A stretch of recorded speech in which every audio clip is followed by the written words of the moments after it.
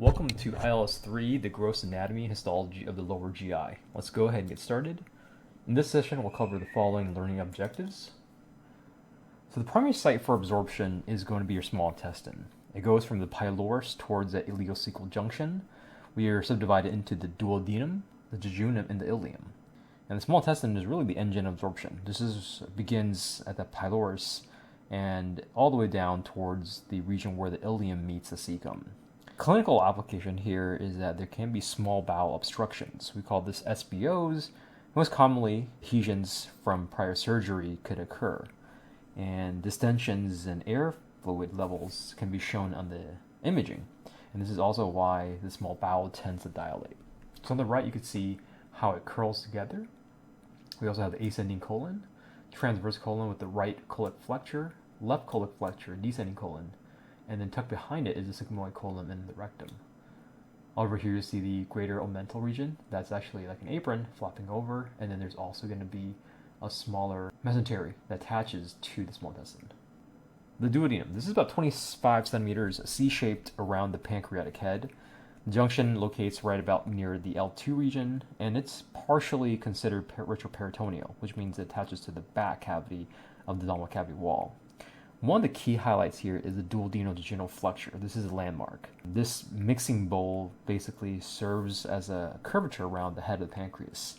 The first part is considered mobile, and the remaining parts are largely fixed. And the duodenal-jejunal flexure, like we said, is a transition from the fixed duodenum to the mobile jejunum. Over here we have the several substructures. We have the first part, which is going to be right about at L1, contains the opening of the duodenal cap. There's also a small ligament that attaches to the lesser omentum called the hepatoduodenal ligament that attaches more superiorly. And then when you get to the descending part, or the number part 2, this is going to be where it curves around the head. And a significant structure here is that there's an opening eminence known as the major duodenal papillae, where the bile juices and pancreatic ducts join together. Then inferior part, level 3, this is going to be right at the L3, passes over the IBC, and this is going to be superior region of where the head is at the pancreas. So over here on the right, you'll see the image of how the curvature begins. 1, 2, around the head, 3, and then goes towards the body and tail. So ascending part, which is number 4, goes along the inferior border of the pancreas, and this joins into the jejunum at the duodenal-jejunal flexure. The ascending part is then tethered by that suspensory ligament that anchors it and holds it in place. There is a clinical application here where this ligament trace usually serves as a practical boundary between what's considered upper and lower GI bleedings, and also contractions can help facilitate intestinal contents movement. And this is why it's very important for getting the bolus across. Now let's take a look at the arteries and veins of the duodenum. The foregut to the midgut transition, the celiac trunk, which is coming from the superior pancreatic duodenal, and also the superior mesenteric artery, the inferior pancreatic duodenal, and then of course the venous return towards the portal system. And because the duodenum sits at the foregut to the midgut transition, it receives dual supply from both the celiac trunk and also the SMA. So that's why you have both supplies coming in. On the right, you'll see some of the key structures. So we have the inferior vena cava, the hepatic portal vein, the superior duodenal artery right there. We have the superior pancreatic duodenal artery over here. And then we also have the inferior pancreatic duodenal artery over here. The pancreatic duodenal and the pyloric nodes. The posterior drainage goes towards the SMA nodes, and ultimately they drain towards the celiac nodes. The lymphatic drainage often parallels the arterial supply, so the duodenal lymph ultimately converges towards a celiac region, towards the nodal basins. The jejunum versus the ileum. The jejunum, which is located in the LUQ, left upper quadrant, versus the ileum, which is in the right lower quadrant. And of course, the differences are the thick wall and the tall plicae versus thin plicae, and also one has more fat, and also the location of Peyer's patches. The jejunum generally has a thicker wall, taller folds, optimized for absorption, and the ileum is more thin. It has more mesenteric fat and a lot more prominent Peyer's patches for immune system. You can see the comparison over here and then the location on the right. Now the arteries and veins of the jejunum and ileum, the SMA forms the arterial arcades and the vasa recta. The venous return goes through the SMV, the superior mesenteric veins, that contributes towards a hepatic portal vein. So So for the arteries, we have the SMA that supplies the jejunum ileum via the jejunal ileo arteries. There's about 15 to 20 branches. And then for the veins, they hitchhike alongside through the superior mesenteric vein, and they form the hepatic portal vein. The dietary fats enter the lacteals, and then they move through the sequential nodal tiers before draining centrally near the SMA origin. The lacteals, which has 3 tiers of mesenteric nodes, we start off with the juxtal intestinal, then we go towards the mesenteric, then we go toward the superior central. On the right, you can see a map of how they drain upwards. So the mesenteric lymph nodes, the juxtaintestinal going from the bottom, going to the mesenteric, and eventually draining up towards the superior mesenteric. So going from bottom upwards is the drainage. Now let's take a look at the innervation of the jejunum ileum. The autonomics regulate the fight or flight or the rest and digest. Basically, the sympathetic system reduces peristalsis. It reduces the movement that smooth muscle generates and causes vasoconstriction. The vagal input by the vagus nerve helps promote the motility and secretion. So the sympathetic, T8 to T10, reduces motility, whereas the vagus will increase it. In particular, the sympathetic has these synapses located inside the celiac and also the superior mesenteric ganglion. And then for the parasympathetic, the rest of the digestive system, you're going to find the synapses in the myenteric and also inside the submucosal plexuses inside the layers. So this is just a map showing you how complex these nerve fibers are, and that there are sympathetic and also parasympathetic fibers that run through. Now let's take a look at the large intestine. It composes of the cecum, the appendix, the colon segments, the rectum, the anal canal, the omental appendices, the tenia coli, and the haustras. The omental appendices are these small fatty projections. The tenia coli are these longitudinal distinct bands. There are 3 sets of them. The mesocolic tenia, which is located toward the transverse and sigmoid. The omental tenia, which is on the omental side. And then the free tenia that doesn't have any attachments. Then there's these pouches that occur. These are called saculations or haustras of the wall of the colon between these teniae. So identifying the colon by these 3 features are very critical. So again, the omental appendices, the tenia coli, and the haustras. So you can see right here that middle structure is the omental tenia coli. The haustras are these outpouchings. And then these extensions here are the omental appendices, these small fatty projections that kind of come out of the smooth band. Now let's take a look at the cecum and the appendix. The cecum is considered a blind pouch. It contains the ileocecal valve in the appendix, which is about 6 to 10 centimeters, and a lot of lymphoid tissue. The ileocecal valve helps prevent any reflux, and the appendix's main function is that it's rich in lymphoid tissue and highly variable in position amongst the population. The ileoorifice is the entrance between the ileocolic lips. The frenula is going to be the folds where it meets laterally. And the papilla are these passive flaps of valves that help prevent that regurgitation and the reflux. So on the right, you can see that in certain populations, 0.5%, this appendix will actually kick upwards, 1% will be slightly obliquely, 30% basically point downwards, and 64% actually have it bent backwards and towards the posterior side. Over here is an endoscopic view of the appendix variability, and it pairs well with these images that you see. So in many patients, the appendix is retrocecal, so pain patterns and exam findings can vary. In letter D through F, you can see some of these colonoscopic views. So right here is the cecum and the orifice appendix, and this is actually the orifice's opening. And then when it's inflated, opened up, you have the ileoorifice opened up right here. So arteries and veins of the cecum appendix. The ileocolic is the dominant supply, and then the appendicular artery runs in the mesoappendix. The ileocolic and the appendix arteries, and also the ileocolic venous drainage, they all work together to help drain the blood through this area. Over here, we have a visual of the ileocolic artery, and then we also have the appendicular artery down here. And it's important because knowing which region may be bursted in ligation processes, or where do you have to clamp to reduce bleeding, is very critical. Over here, you can see when you zoom into it, you have the intestinal arteries. There's the sub-branches of the jejunal arteries, and then the ileo arteries that goes towards the jejunum and the ileum. Then, of course, the lymphatics and innervation of the cecum and appendix. The afferent tract The mesoappendix nodes drain then upwards towards the ileocolic nodes, which then drain towards the SMA nodes. Most of the nerves that present here go from the afferents to T10 region.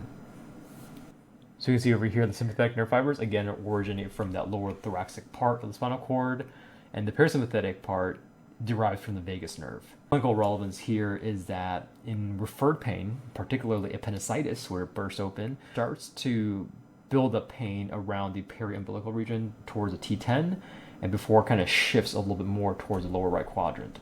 And this is a clinical application where you have then the McBurney's point because of the peritoneal irritation that occurs. So usually the McBurney's point is when there's a significant pain or when pressure is applied to that specific spot, usually due to the appendix is inflamed. And that rebound tenderness occurs because the doctor will usually press down at that point, then releases the pressure quickly. And the pain is a little bit more intense upon releasing than the hand onto it than during the initial pressure. It usually suggests that the peritoneum or the lining of the abdominal cavity is irritated. So this is usually kind of a hallmark for appendicitis. Appendix is generally pretty mobile in most people, but it may be tucked behind that colon. So the pain in this area can oftentimes be caused by other conditions too. For example, Crohn's disease or even pelvic inflammatory disease, PIDs. McBurney's point basically is moving about 1/3 of the distance from the umbilicus towards that right anterior superior iliac spine. Now let's take a look at the ascending colon. The ascending colon is typically retroperitoneal, it's fixed, it turns at the hepatic flexure under the liver, and approximately 25% it has a short mesentery that wraps around it. This is also separated from the anterolateral abdominal wall by that greater omentum. So it sends up right here, and you can see it curves up. As far as the arteries and veins goes, the ileocolic and the right colic arteries supply the ascending colon across towards the right colic flexure, and the veins drain exactly the same ones, the ileocolic and the right colic veins. Lymphatics also follow a very similar pathway. It drains from the epicolic to the paracolic, and drains upwards so the ileocolic, then to the intermediate colic lymph nodes, and ultimately leading into the superior mesenteric lymph nodes. And majority of these nerves here are similar because it's the same area, but it derives from that mesenteric nerve plexus. Then moving on to the transverse colon. The transverse colon is an intraperitoneal and most mobile. Many people have it hanging low, more in the slender individuals, so it could change in terms of the body's size and shape and aesthetic and whether or not they are obese. Crosses over the abdomen towards the right colic flexure, then to the left colic flexure. And it's important to note that that left colic flexure, which is aka the spleniflexure, is usually more superior and less mobile than the right. Over here's a visual showing two body types. So we have letter A showing you where you have a hypersthenic, where you're a little bit shorter in thorax, and then letter B, individuals that are asthenic, more slender. You can see the changes in location of that transverse colon. So in letter A, it's a little bit more flat, right between L3 to L4, and then for this asthenic physique, it might be all the way down to L4. And then the arteries and the veins as follows are from the middle colic, applying the transverse colon, and then the venous drainage is also following through to the SMV. Same thing goes here for the lymphatics. The first drainage goes to the middle colic lymph nodes, and secondly drains toward the superior mesenteric lymph nodes. A lot of overlap here, and the nerve supply is derived from the superior mesenteric nerve plexus along the right and middle colic arteries. Now let's take a look at the descending and the sigmoid colon. Descending is retroperitoneal, and the sigmoid is mobile and joins the rectum at roughly about S3 region. The descending being fixed and the sigmoid being mobile has this S-shaped loop that joins the rectum at the lower sacrum region. The arteries follows with the left colic and the sigmoid artery supplying the descending colon, and then the sigmoid colons directly supply the sigmoid colon. Lymphatics drain also similarly to the epicolic and paracolic lymph nodes, then they drain towards the intermediate colic nodes, and they ultimately drain toward the superior mesenteric lymph nodes. We also still have both sympathetic and parasympathetic fibers. The sympathetic comes from that lumbar, abdominopelvic, splanchnic nerves, and the superior mesenteric plexus, as well as the periarterial plexuses, and then the parasympathetic comes strictly from the pelvic splanchnic nerves. Then finally, we reach to the rectum and the anal canal. The main muscle that maintains this is the pupilla rectalis. It helps support that anorectal angle, which is very key for fecal continence. The sacral curve, which is the anorectal flexure, is roughly about 80 degrees, and this is due to the puborectalis allowing it to curve. Very, very important in terms of patients having fecal continence. This is also then supported at the pelvic diaphragm with the two key muscles, the levator ani, as well as the anococcygeal ligaments. There is a region called the ampulla of the rectum which receives and holds kind of a curvature for storing the fecal matter. The ampulla is right here, shown at the bottom, where there's a little curvature, and that's where fecal matter builds up and pressure accumulates. Now, zooming into the anal canal, we can see that the anal column and sinuses of these structures, it's a variation of internal smooth versus external skeletal sphincters, and the internal sphincter is involuntary smooth muscle, whereas the external sphincter generally is voluntary smooth muscle, voluntary skeletal muscle.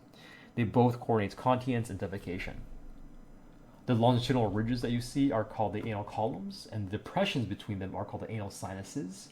Over here is a visual showing you the levator ani muscle. We have the anal canal going upwards.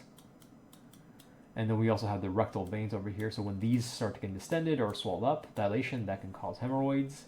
We have the internal anal sphincter over here, and then the external sphincter is on the bottom. Now, the key arteries and veins of the rectum and the anal canal. We are divided this area into the superior rectal artery, which supplies mostly the proximal part of the rectum. And then the right and the left middle rectal artery supply the middle inferior parts. And then the inferior rectal artery is the one that supplies the anorectal junction and the anal canal. So this is a very important slide that shows you, in terms of hemorrhoids, where the cutoff would be. We have the inferior rectal artery on the bottom, middle rectal artery in the middle, and the superior rectal artery on top. The veins also drain very similarly through the superior, middle, and inferior rectal veins, and it has a submucosal rectal venous plexus that surrounds the rectum. For the males, we have the vesicular venous plexus, whereas females, we're going to have it as the uterovaginal venous plexus. Innervation here is also dual from the sympathetic and parasympathetic. Sympathetic is going to be from the lumbar spinal cord via the lumbar splanchnic nerves, and the parasympathetic comes from the S2 to S4 spinal cord levels at the pelvic splanchnic nerves, and it reaches to the inferior hypogastric plexuses. There's always going to be four distinct layers in the GI system. We have the mucoso, submucoso, the muscularis externa, and then the serosa adventitia. The mucosa contains a lining of epithelium and this connective tissue called the lamina propria. The submucosa is areolar loose connective tissue.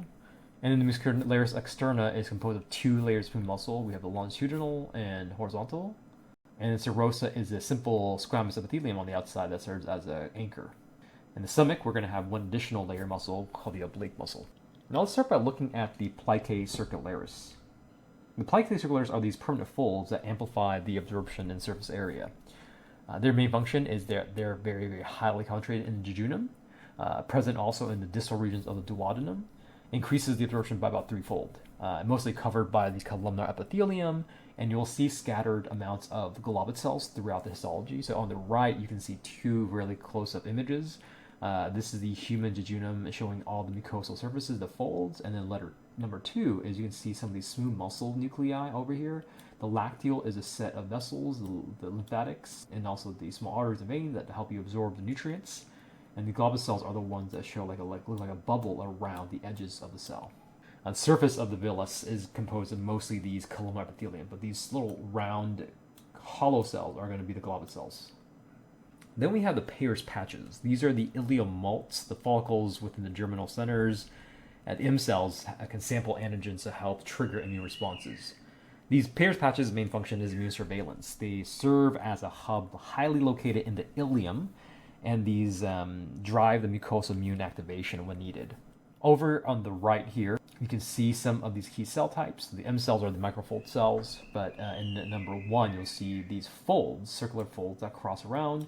All of these dark-stained purple regions are the lymphatic nodules within the mucosal layer. And then you can see over here that there's a thin submucosal layer, and then the muscularis layer is on the left of the image. And those lymphatic nodules, which basically are extending into the submucosal layer, are the characteristics Peyer's patches. So these nodules are the Peyer's. Now moving into histology of the small intestine. The small intestine has mostly villi, microvilli, and also these brush border enzymes. The microvilli contains lactase, sucrase, maltase, endopeptidases that break down the macromolecules, and deficiencies can cause carbohydrate intolerances. And there's also transporters found in here as well. Some of the ones that you've probably encountered before include the SGLT, the sodium glucose transporter 1, glucose 5 transporters for fructose, and of course the PEPT1 for the peptide movements. Over here on the right is a close zoom up of the intestinal villi. This is a really high resolution picture. You can see when you zoom into the structures, you'll see the villi. And then within the villi, you're going to be outlined with the simple columnar epithelium. A lot of globule cells all over these kind of hollow cells. If you zoom into one set of cells, you're going to find that there are these microvilli. And these microvilli are located on the simple columnar cells of these brush borders. So this is a set of unique cells that have this enzyme secretion properties. So here is a cartoon image of the histology of the small intestine. The four main kinds of cells that you're going to find are the following: the globule cells, the enteroendocrine cells, the Paneth cells, and the duodenosubmucosal Brunner's glands. It's important to know that these invaginations pit in, and these are called the crypts of the lubricant. They invaginate into the mucosal layer between the intestinal villi. They help secrete juices. Each of these cells have different functions. The globule cell's main function is to produce mucin. It combines with water to help lubricate and coat the area, and in some diseases, for example IBD, there's an oversecretion. The enteroendocrine cells, the main hormone that we'll talk a little bit about here, are the CCK and secretin. CCK cholecystokinin is what generates the simulation of bile. It detects fat and helps you neutralize the acid after the chyme has entered into the small intestine. That contraction occurs in the gallbladder, mixed in with the pancreatic juices to help create this concoction to help neutralize acid and emulsify fat. Then we have the secretin. Secretin's main function is to stimulate the bicarbonate juices, the HCO3- from the pancreas, to help you reduce any of the hydrochloric acid. Then we have the Paneth cells. These are located at the base of the crypts. They secrete the lysozymes, defensins, generally antimicrobial peptides. And then the Brunner's gland are located within the submucosal layer of the duodenum. And they also secrete alkalinic mucus that's rich in bicarbonate. So on the right here, you'll see the general location of where you find them. Paneth cells are usually found at the pits. And then the globule cells are found all over the place. The villi cells are also all over the place as well. And the enteroendocrine cells are also kind of accumulated a little bit more centralized at the base region in the mucosa.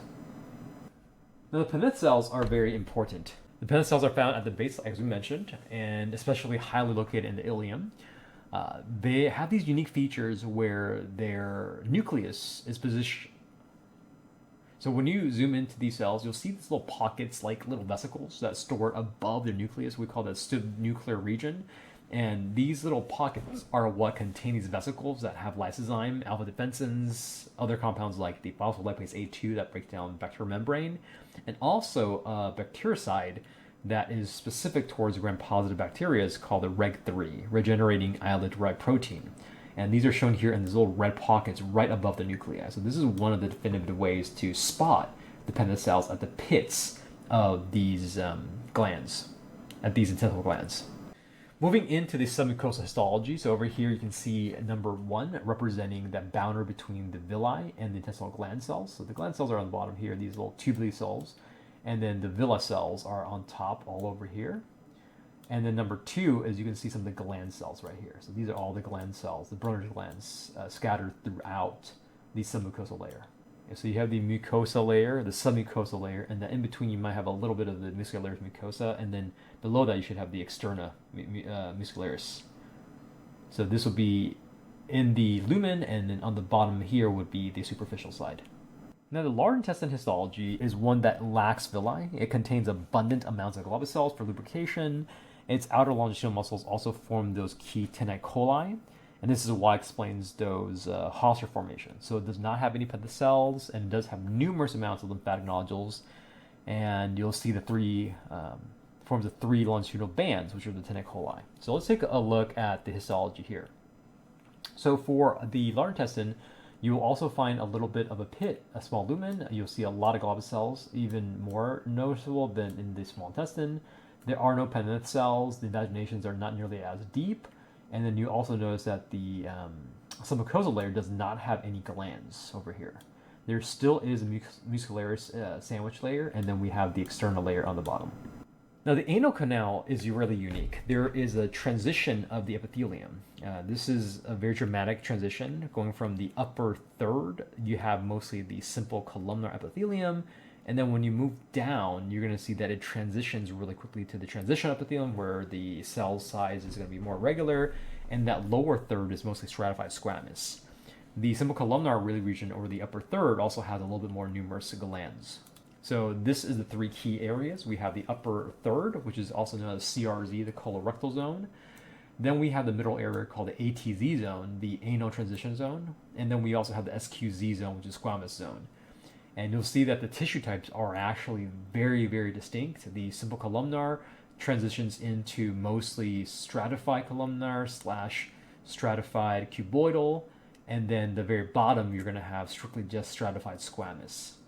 Yeah, the middle third can be really a mixture. It's mostly stratified columnar, but in some texts, they will refer to that as transitional epithelium. Let's take a look at some of the clinical applications. The first one is called Hirschsprung disease. Hirschsprung disease results from a failure of the neural crest migration, and as a result, there are no ganglion cells in the distal colon.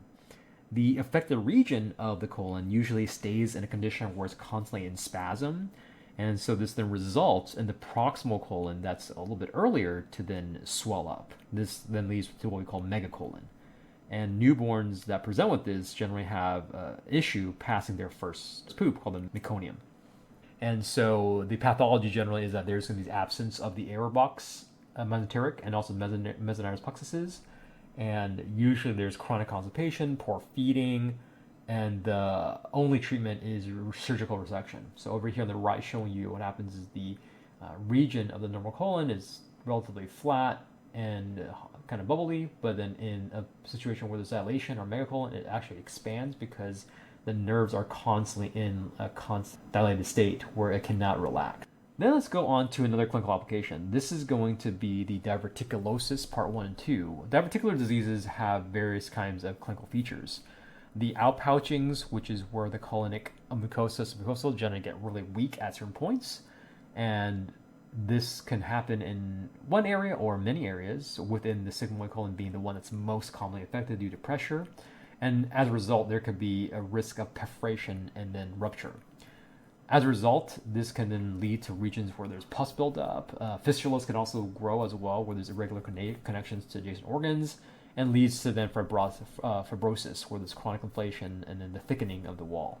Some of the general symptoms include lower left quadrant pain, fever, nausea, and in some cases, it can cause a complete herniation of the mucosa and submucosal layers. So on the right, you can see that as a result of a region of diverticulitis, there's a rupturing or weakening point, and then it can rupture, causing a lot of bleeding. Now here are some of the visuals of diverticulosis. CT scans are usually preferred imaging. Colonoscopy can be used to rule out any malignancies, but here is a classic image comparing showing you the visuals. So A and B represents this unique colonic diverticula, basically these kind of flask-like outpouchings that can range from 0.5 to 1 centimeters, where they pouch out, so weakening of these openings. And then C and D show you that the walls have become very, very thin, and in some cases become atrophic in terms of mucosa. So the mucosa layer is just very, very thin, it's just kind of shredding off, and there's not much cells that are intact. Let's jump into the hemorrhoids. Hemorrhoids are caused by varicosities, which are dilated veins at the anal perianal region. It affects about 5% of all the adults, and they're classified based on the relative location to the dentate line. So whenever it's above the dentate line, we call that the internal hemorrhoids. If it's below the dentate line, we call it the external hemorrhoids. The difference here is that the epithelium in the internal hemorrhoids are generally going to be columnar epithelium, and the external hemorrhoids are going to be mostly stratified squamous. The innervations are also very different. Internal hemorrhoids generally will be painless but may bleed, and this is because they're more visceral nerves. Whereas external hemorrhoids are going to be somatic nerves, and they're very, very painful. So internal hemorrhoids, the physiological cause are more related to connective tissue supports being weakened or increased or buildup of portal pressures. Whereas external hemorrhoids are usually associated to acute straining as well as intra-abdominal pressure. Over here is a slide that shows you some of the key risk factors. So the chronic constipation and straining As a result of building up, the increased intra-abdominal pressure can lead to venous engorgement, and so these veins get distorted. And then ultimately, portal hypertension can also be a cause leading to hemorrhoids because there are potential liver damage. And treatment options are usually ligation, where you cut off the blood supply to the hemorrhoid, leading to necrosis and detachment. Over here on the right, you can see how the location is. The anal verge is the opening, and then about 4 centimeters in is you're going to be seeing transition zone, and right below that, about 2 to 3 centimeters, you'll find the dentate line. Anything above that dentate line will be considered internal. Anything below that will be external. On the right, you'll see that dentate line again, shown here. You'll see the different valves of the anus region, the crypts, the columns, and this entire region is roughly within 4 centimeters. It's still within the lower zone. Then you go up to the middle zone, and then we have the upper zone. Notice that the levator ani muscle is a little bit higher up, and then you can see the deep external sphincter and then the internal sphincter on the medial side of the tube.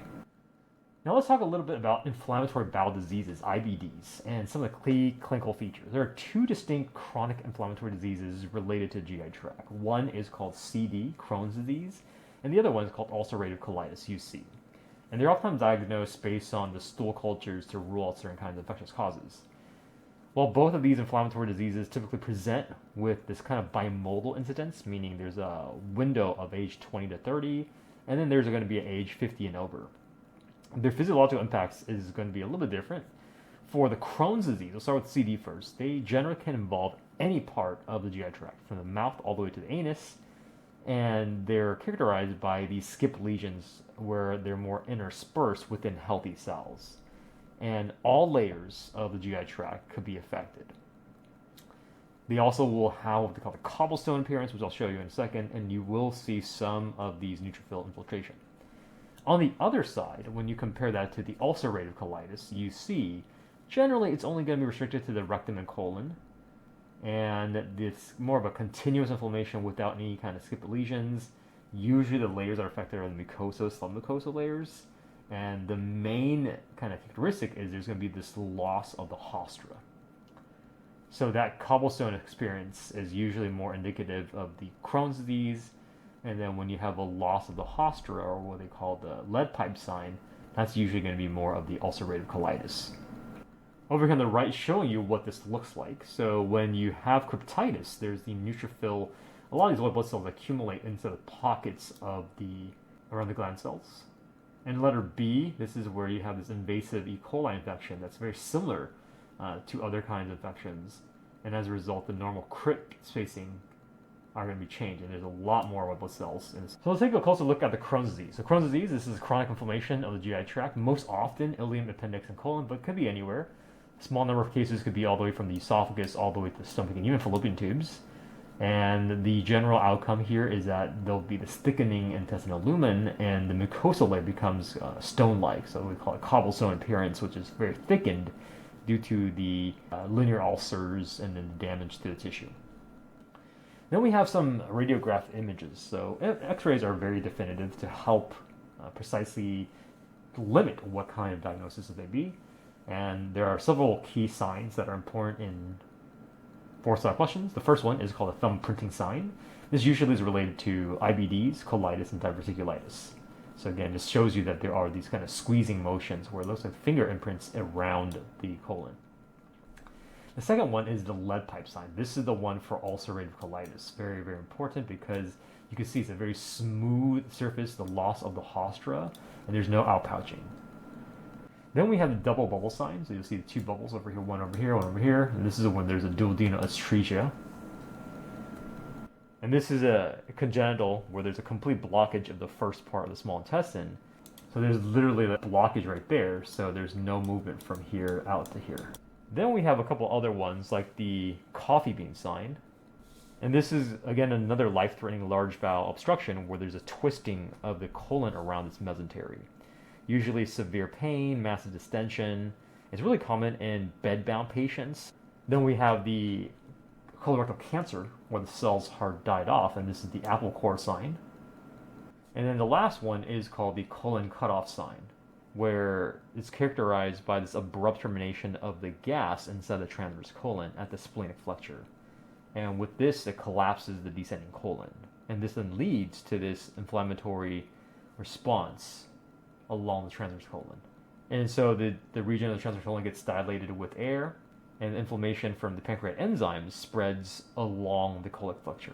All right, and then last are some tables for you to review the key vessels and their origin targets, as well as whether or not the organs are intraperitoneal versus retroperitoneal.